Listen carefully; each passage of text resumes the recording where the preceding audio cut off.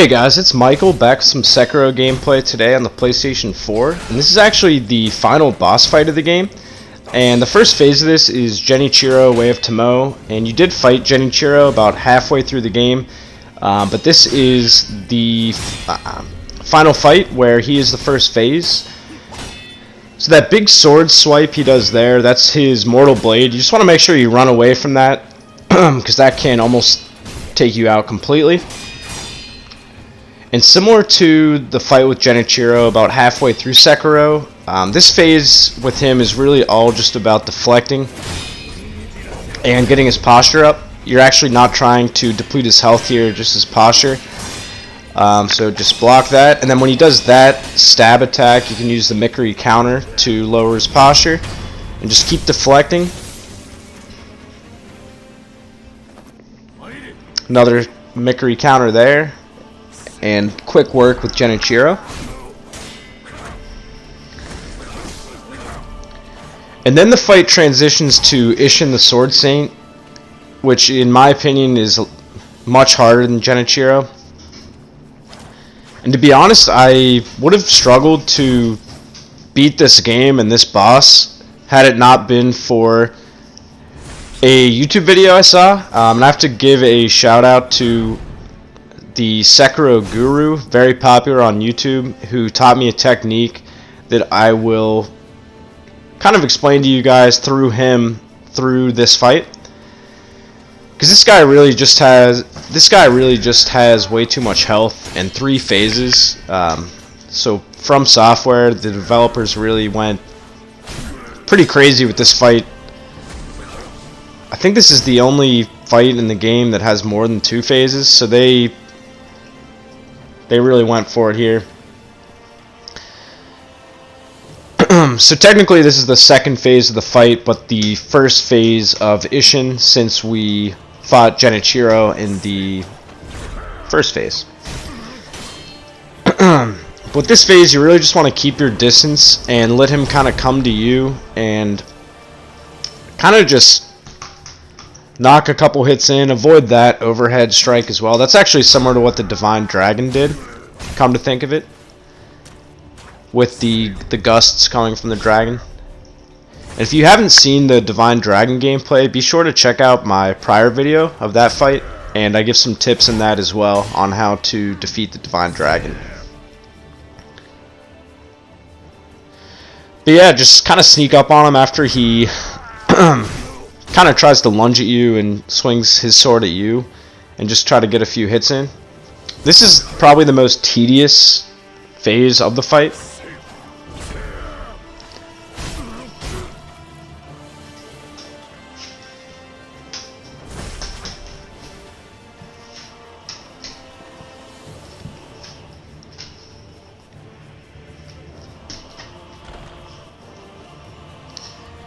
This is one of my favorite bosses in the game. I just really like being in the field with him and the white flowers. It's awesome.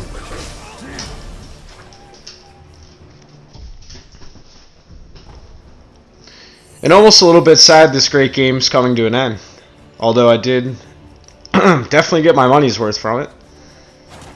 So just use a pellet there, just heal back a little bit. Don't want to waste the healing gourds just yet, as his final 2 phases, you're going to want to save those for that.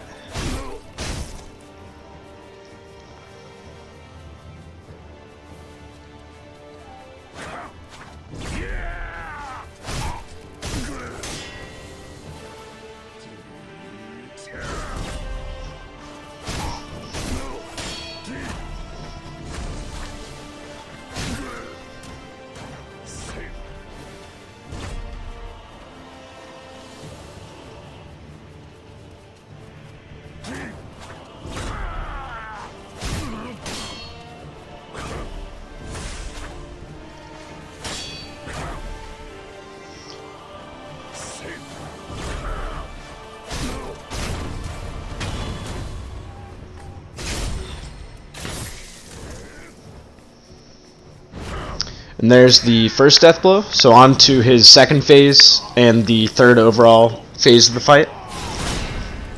And this is where the Sekiro guru on YouTube really just saved me with his technique.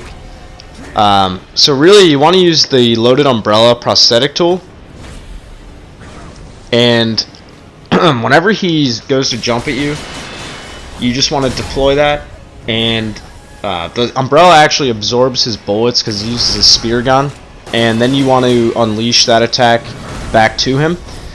So as you see there, he'll either jump or he'll just run at you with the gun, and you're able to absorb the bullets with both. And you just want to make sure that you're keeping your distance and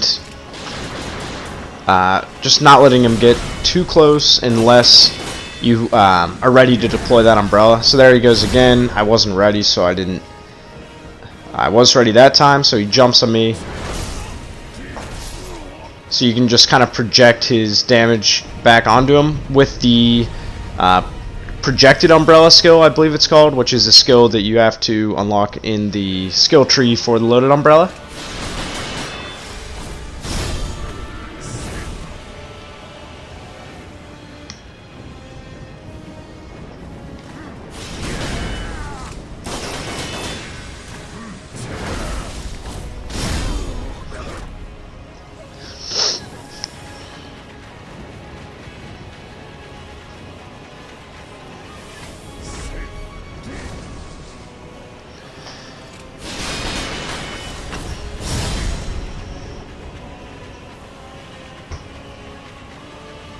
So there he goes again. Just use the umbrella and deflect his bullets back to him using the projected force skill. Now that's what I remember it was called.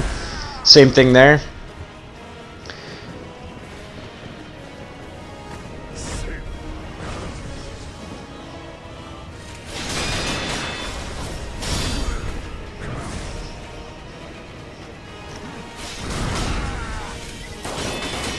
And some might say that this is a pretty cheap way of defeating him, but in my opinion, you're using what the game gives you, and you're using a specific strategy to outsmart the game. It's not like you're glitching it and making him run off the cliff or anything like that. It's just using what the game gives you and outsmarting him.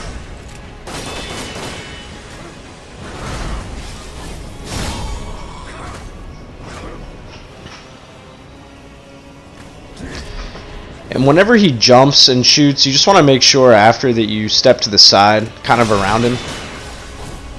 And this does still take a lot of practice. It did take me a while to, I guess, get the timing and rhythm down in a way where I didn't take too much damage, and I did die a lot during this fight.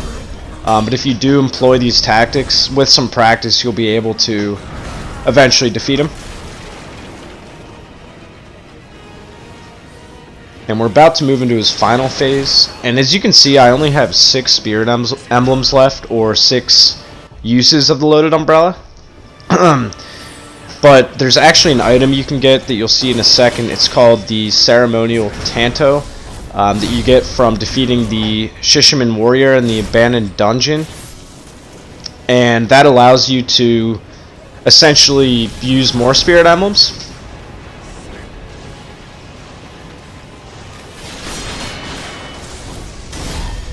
So this is his final phase. It's pretty similar to his second phase, except that he now brings lightning into the fold. So you just want to make sure that you avoid that. If you're quick enough, you can also jump in the air and, similar to the Divine Dragon fight, kind of project that lightning back to him. But I didn't take any chances, and I just kept my distance from the lightning, and just employed the same tactics as the prior phase with the loaded umbrella.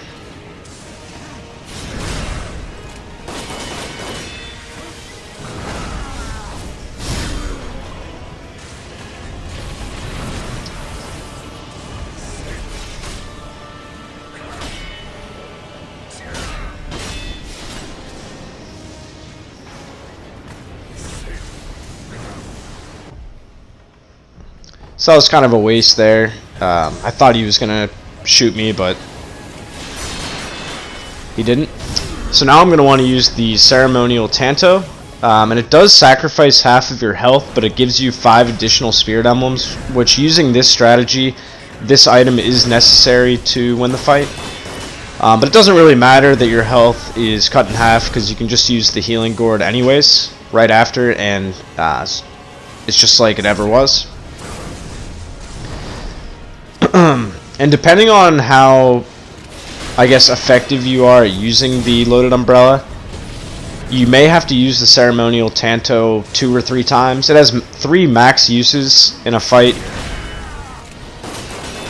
so I have 2 left, which, as you can see, won't be enough, but luckily I have sufficient healing gourds and can use it again.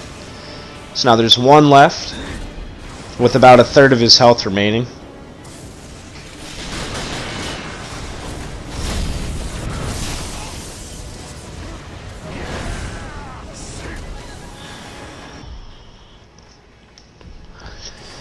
Didn't avoid it that time, but luckily you can get out of the way.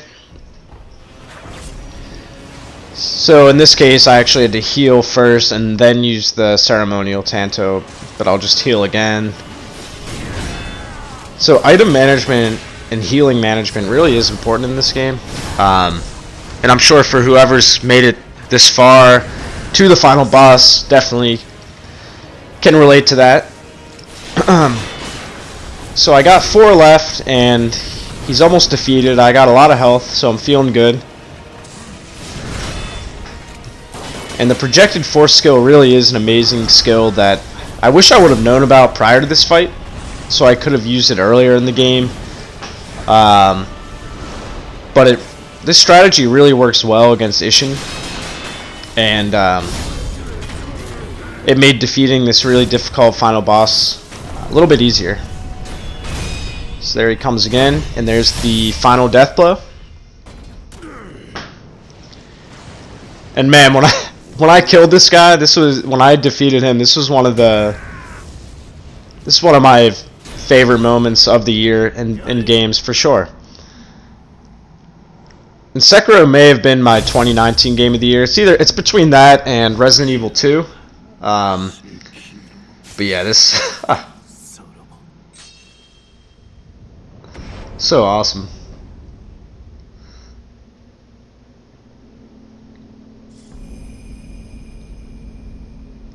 So yeah, that's how I defeated Isshin. Thanks again to the Sekiro Guru on YouTube for teaching me that tactic. Hope you guys really enjoyed the video, and if you liked it, please consider leaving a like on the video and subscribing to the channel. Other than that, I hope you have a great rest of your day, and thanks again for watching. Thanks, guys.